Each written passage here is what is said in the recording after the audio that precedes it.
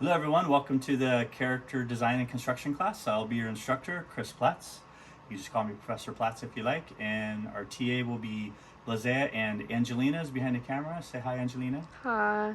All right, so first thing we're going to talk about to get started is the actual construction side, like how to work with wire sculpture to do gestural sculpts, to do armatures, and how to work with blocks and various bases so that you can attach your characters. So come around back behind to look over here a little bit. So we'll take a quick peek at the format of the class. So one of the first things I would do is go down to the hardware store and get yourself a whole bunch of wooden blocks. Now, the cheapest way to do this is just to get a regular old 2x4 and cut it up to a whole bunch of chunks. It's actually 3.5 inches by 1.5 inches.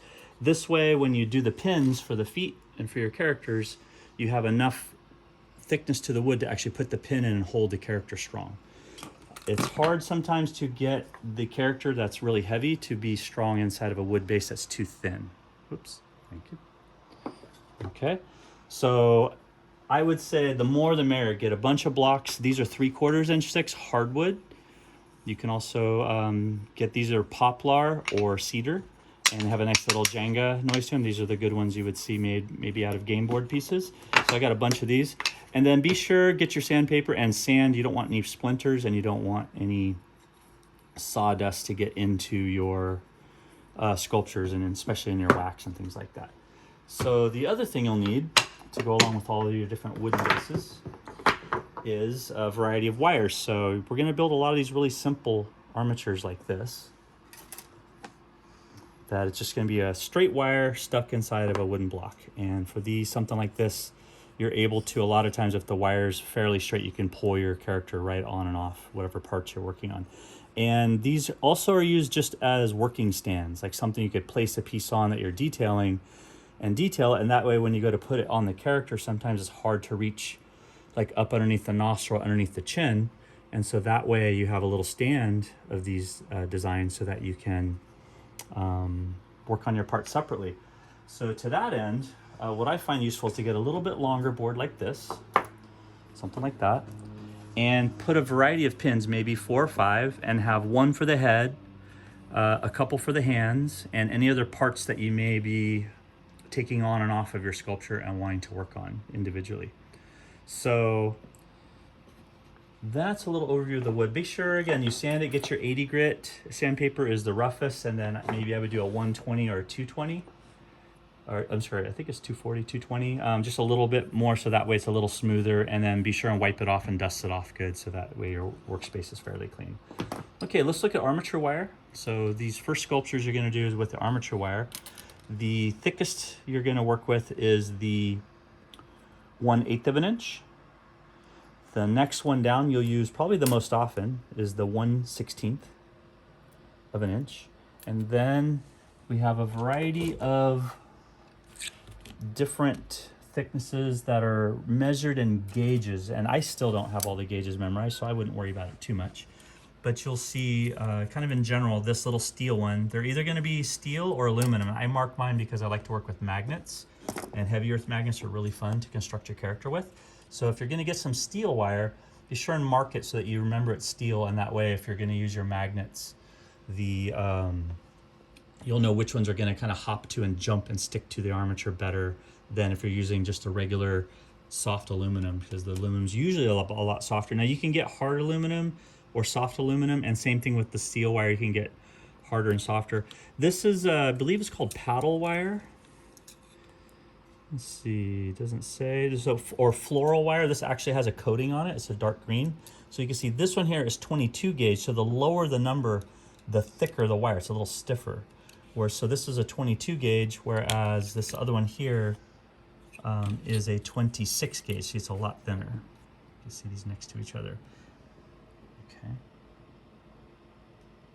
Okay, and I have a wire check here just for in case one I need, but you don't have to get that. You just gotta kind of eyeball it, I think is usually fine. Okay, so when you're cutting the wires, you're gonna need a set of tools. So the main tools you're gonna need are your needle nose pliers, one that has a wire cutter inside. So get at least one of these. And I say at least one because you're going to want to use the tip of the needle nose instead of your fingers to do a lot of these maneuvers. If you're using your fingertips a lot, you're going to cut yourself and poke yourself no matter what. You'll just learn the hard way not to poke yourself because the tips of these can be really, really sharp when you're working. So I would get a second one though, because then you can use them like you have two hands, you can clip and you can get really close to an end and you can crimp and bend the wire at a really sharp angle that you can't really do with the soft tips of your fingers. So you'll need these. Here's a regular pair of wire snippers just to cut the wire with. The stronger pieces, if you're working on a large sculpture that's going to be heavy, these are channel locks. So these would actually, when you click down and close it, they're actually going to clamp into place. And sometimes if you're working with a really large piece and you need to hold them together, you'll get these ones here and you'll kind of squeeze them together and hold them in place while you're working on the armature. So these are a series. So again, for the class, you make sure you at least get one of these. You'll need this. And this one, well, you can do everything with. But if you can get a second pair or set of snippers to go with it, you'll make your life a lot easier. If you know anyone that does beading and other types of crafts, I think a lot of these little smaller ones are useful. And this little set here, these are a lot more petite, but these will give you a nice flat edge on the cut. So when you're snipping the tip of the wire, those are called burrs, when the tip of the wire is sticking out in a little sharp piece, and the flat end of this, you'll be able to snip the burrs off. And this one also, you can see the end of this. This is meant to be kind of snubbed and snip the end of something off.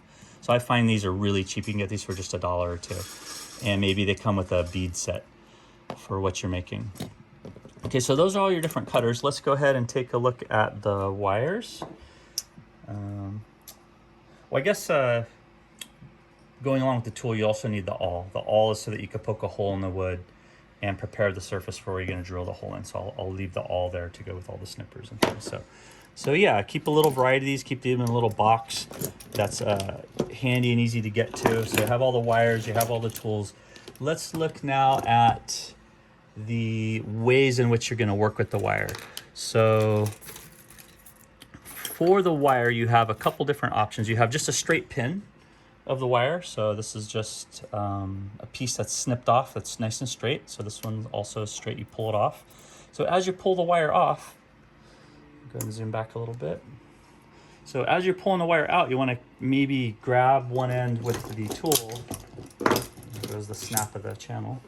You can grab one end here like that, and you can grab the other end with the other pair, and you can grab the two ends and just pull nice and straight. Like I gotta tighten this one up a little bit. This one's adjustable, this one's not. So if I grab that and I grab the other end here and I pull, that's usually enough to get a nice straight wire. You can then take the end of this and you can snip one end up here, and then snip the other end that just bent there a little bit off. Now, if you have bent pieces like this one here, and here's one that was used that was taken off that's really wavy, right? What we're gonna do is we're gonna walk over, I'm gonna show you how to straighten your wire out.